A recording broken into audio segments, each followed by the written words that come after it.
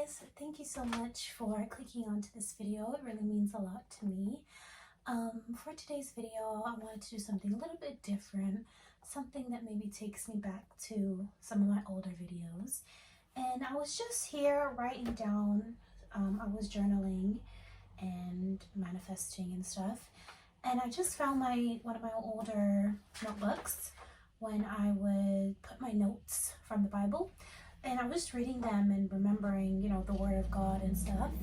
And I really thought that I would read some to you and share it with you. By the way, I have a hot water bottle in, if that's why my stomach looks large. Yeah. So I just wanted to read some, and these are pretty much from the New Testament, everything. So I'm just going to start from where I was. Read them and talk about them. Yeah, so okay. This one I really love. Okay, this is Mark 11:24.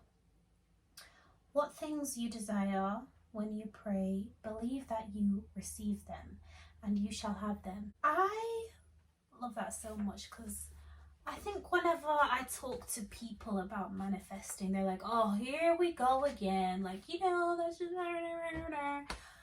But it's right here in the Bible for you, the originator of manifestations. Like, I think people get the wrong idea sometimes about manifesting. Like, it's like they think you believe in magic or something, when it's really not about that. It's really about a mindset change, and it's about believing in yourself. That's really all it is. Like, it's about believing in yourself so much to the point that you seem delusional, because whatever you desire, ask for it, put it out there, believe that you already have it, act and live your life in a way as if you already have that, and that it shall be given unto you.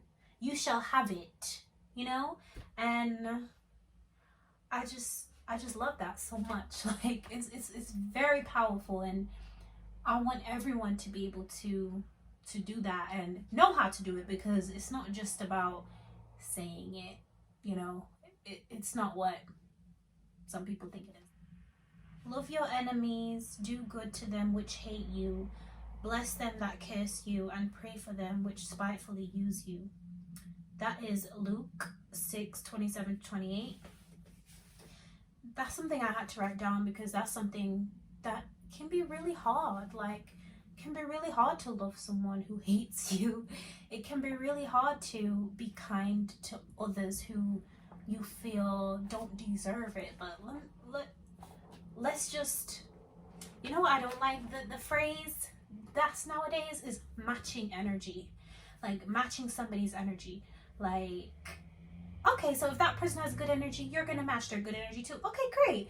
But if that person's energy is off and negative and bad, why are you gonna bring your vibrations down to their level? That makes no sense. Like, you're damaging yourself, you're hurting yourself to match this person. No. If you're up here, you stay up here. And if they're down here and you stay up here, maybe you can bring them up. But don't let them bring you down. It's not about matching energies. It's about keeping yourself to a high vibration, keeping your positive energy going. And maybe that can help other people, because if positivity, is spread, if you're positive and you're spreading your positivity, it makes other people feel good. But if this person is negative and you're just gonna match their negative vibe, then now you're both negative. Like, how is that helping anybody?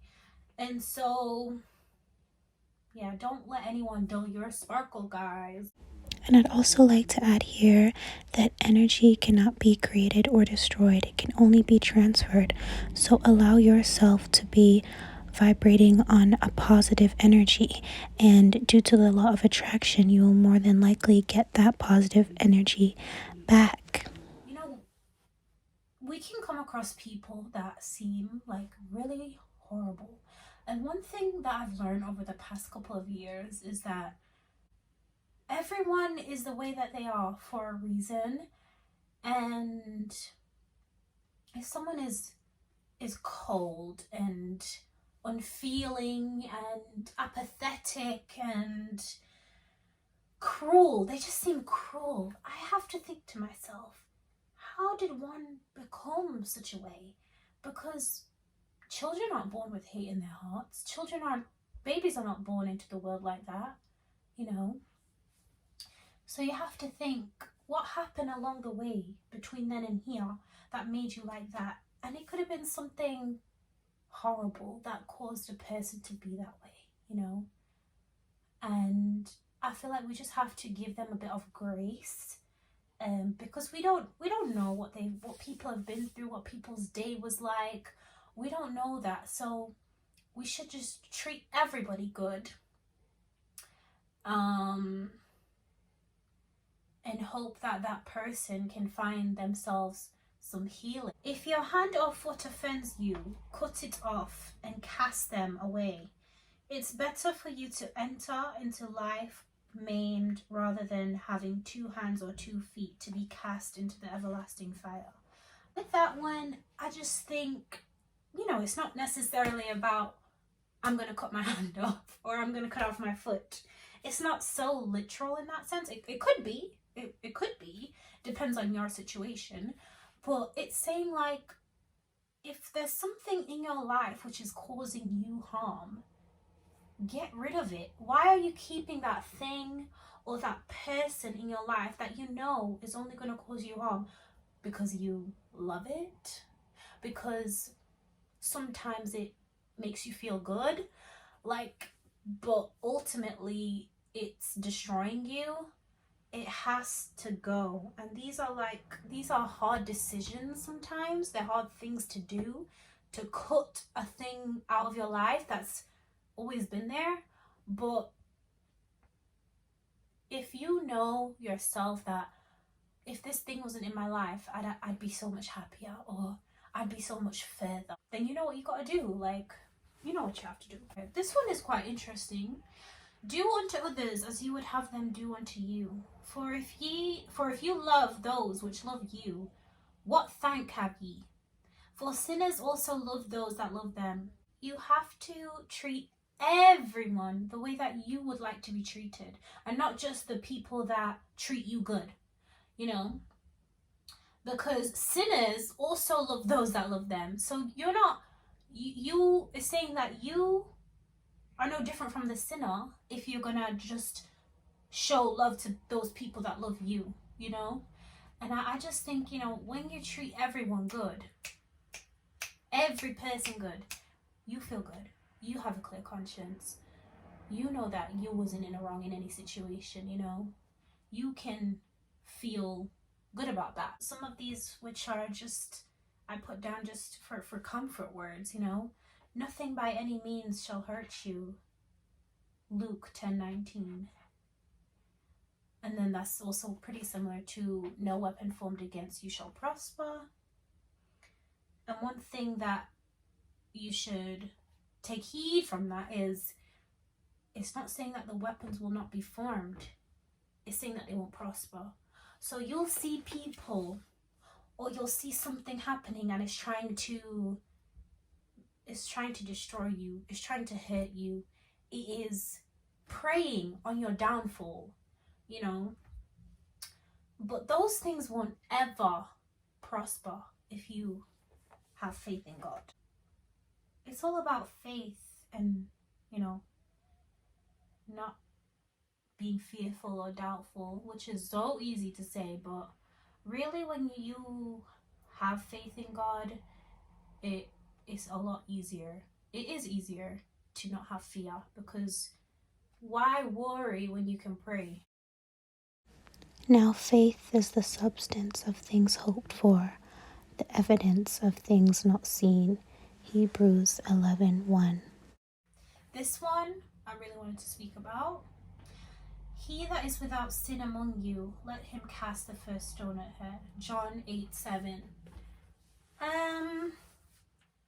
This one I always think about. This one is constantly in my brain, for me and for others, because sometimes we are very quick to judge another person. or a group of people or whatever it may be, and we think ourselves above them. But none of us are without sin. None of us have a 100% clean conscience or track record. You know, you might be better at someone else in a certain thing, but in another area you lack, and they're great. So this is Jesus saying to those that are judging this woman, and he's saying, whoever of you that is without sin, you can pick up the first stone and throw at her. Did any of them pick up the stone and throw at her? They were like, oh, I have sinned actually.